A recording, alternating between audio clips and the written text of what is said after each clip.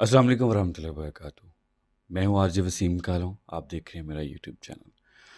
میرے پاس کچھ پوائنٹس ہیں جن میں بات کرنا چاہتا ہوں، اور یہ بات بہت ضروری ہے موجودہ سیاسی صورتحال کو مد نظر رکھتے ہوئے۔ پاکستان میں اس وقت سیاسی استحکام بالکل نہیں ہے، اور یہ وقت کی ضرورت ہوگی ہے کہ سیاسی استحکام ہو، کیونکہ حالات جس طرف جا رہے ہیں ہمیں سمجھ نہیں آ رہی کہ ہمارا ملک کس طرف جا رہا ہے۔ پاکستان سے لوگ نکل رہے ہیں، باہر کے ملکوں میں لوگ جابز ڈھونڈ رہے ہیں، اسٹڈی کے ویزوں پہ نکل رہے ہیں، مزدوری کرنے جا رہے ہیں، یہاں تک کہ یہ حالات آ چکے ہیں کہ لوگ کہتے ہیں کہ مر جائیں بہتر ہے اس ملک میں رہنے سے۔ اور اب دیکھ لیں، غریب کو کون سنتا ہے؟ غریب کی آواز کسی نے سنی کبھی؟ ہمیشہ پیکیجز دیے جاتے ہیں، خواہ وہ کسی کی بھی حکومت ہو، اور اس پیکیجز کی آڑ میں مہنگائی بھی کر دی جاتی ہے۔ جب مہنگائی زیادہ ہوتی ہے تبھی پیکیجز یہ دیے جاتے ہیں کہ انسان کو پتہ نہ چلے کہ جی مہنگائی بھی ہے۔ حالانکہ یہ پیکیجز لمیٹڈ لوگوں کے لیے، لمیٹڈ پیکیجز ہوتے ہیں، لمیٹڈ ٹائم کے لیے۔ سمجھ سے باہر ہیں چیزیں کہ سیاسی لوگ اپنی کرسیاں بچانے کے لیے، اپنی سیاست بچانے کے لیے، اپنا اقتدار بچانے کے لیے، اپنی دھاک بٹھانے کے لیے ہمارے لوگوں پہ جو ظلم کرتے ہیں، جو غریب عوام کو پیس دیتے ہیں۔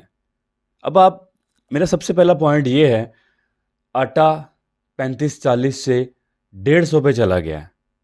کوئی پوچھنے والا ہے؟ آتے ہیں، تقریریں کرتے ہیں، سبسڈی دینے کی بات کرتے ہیں، چلے جاتے ہیں۔ 3 راشن کے تھیلے دینے کی بات کرتے ہیں، اور ساتھ ہی جو ایک تھیلا 650 کا تھا اسے 1200 پہ لے گئے، 1160 پہ۔ ہر چیز کا ریٹ ڈبل ہو رہا ہے، مہنگائی 46% پہ پہنچ گئی ہے۔ کل میں نے اسد عمر صاحب کا ٹویٹ دیکھا 46% پہ، اس سے پہلے مجھے جو پتا تھا وہ 43% کا تھا۔ پیٹرول کی قیمت 150 سے 272 پہ چلی گئی ہے۔ بجلی 16 روپے یونٹ تھا، 40 سے 50 روپے یونٹ تک لوگ ادا کر رہے ہیں، 44 تو میں نے خود ادا کیا ہے۔ ڈالر 188 سے 288 پہ پہنچ گیا ہے، بلکہ اب تو 300 کا بھی نہیں ملتا۔ اب آپ دیکھیں پاکستان میں چل کیا رہا ہے، اس کو پکڑو، اس کو پکڑو، اس کو اندر ڈالو، اس کو اندر ڈالو، غریب کی کوئی سن رہا ہے؟ کوئی ایسا شخص بتا دیں کہ جو غریب کی بھی سن رہا ہو۔ غریب آدمی کسی سرکاری محکمے میں چلے جائے، اس کی کوئی سنتا نہیں ہے۔ کسی سرکاری دفتر میں چلا جائے، کوئی افسر نہیں سنتا اس کی۔ غریب کو ہر جگہ دھکے پڑتے ہیں، لائنیں لگا لگا کر آٹے کے لیے ترسا دیا گیا ہے۔ مزدور مزدوری کرنے سے رہ گیا۔ اب آپ دیکھیں کہ مہنگائی کی شرح 46% تک پہنچ چکی ہے، لیکن مزدوری کا کیا حال ہے؟ جن کی سیلری 30,000 تھی ان کی 30 ہی ہے جناب، ان کی سیلری کو نہیں بڑھائی گئی۔ جن کی سیلریاں 15,000 تھی، 18,000 تھی، جو مزدور 700-800 دیہڑی لیتا تھا، اس کی 700-800 ہی ہے۔ لوگ مزدوریاں نہیں بڑھا رہے، مہنگائی ڈبل سے ٹرپل ہو چکی ہے۔ اس کا کون ذمہ دار ہے؟ جس شخص کا گزارا 20,000 میں، 25,000 میں رو دھو کے ہوتا تھا، اب وہ کیسے گزارا کر کے جبکہ مہنگائی 46% پہ چلی گئی ہے؟ کسی کو خیال ہے اس چیز کا؟ کسی کو نہیں جناب۔ معاشی حالات تباہ کر چکے ہیں اس ملک کو۔ پھلوں کا حال دیکھ لیں، رمضان آیا، پوری دنیا میں پیکیجز دیے جاتے ہیں، رمضان کی وجہ سے پوری دنیا کے اندر لوگ ڈسکاؤنٹ دیتے ہیں، ایون کہ غیر مسلم کنٹریز میں بھی ڈسکاؤنٹ دیا جاتا ہے۔ لیکن پاکستان میں کیا حالات ہیں؟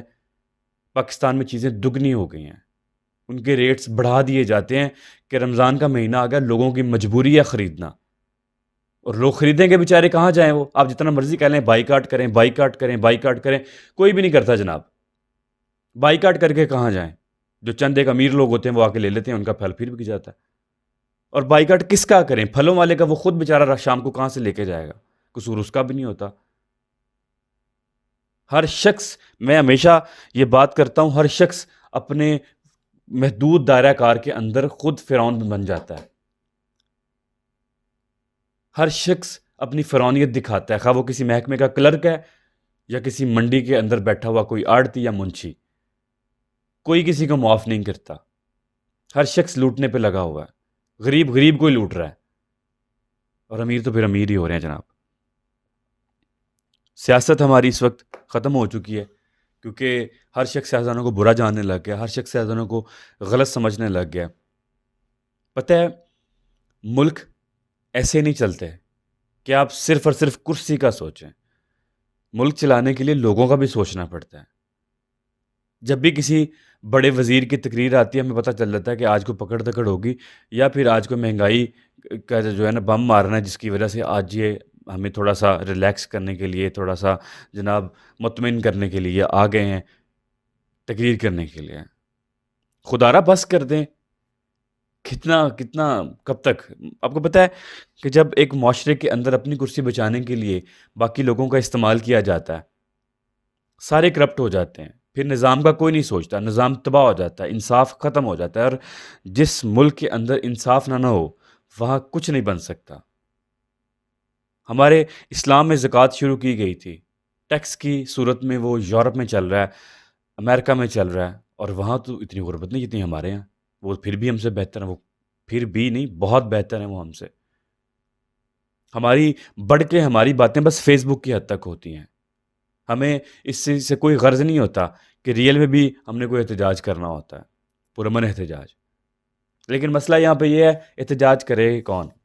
اگر کوئی کرے گا تو وہ بھی پکڑا جائے گا کہ احتجاج کیوں کر رہے ہو؟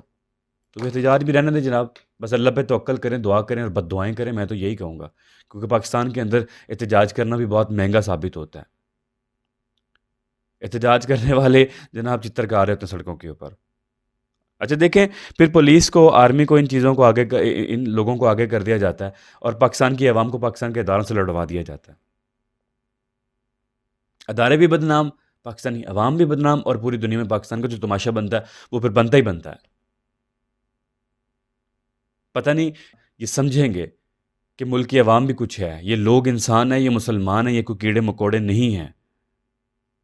خدا را کو رحم کیجئے ان پر۔ جو شخص 2 وقت کی روٹی بڑی مشکل سے کھا رہا تھا، اس سے آپ نے وہ بھی چھین لی ہے۔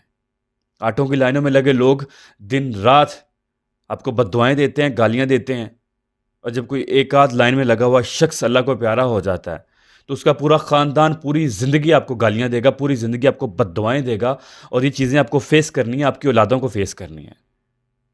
اور اس ملک میں انصاف یا عدالتیں دے سکتی ہیں یا اللہ دے سکتا ہے۔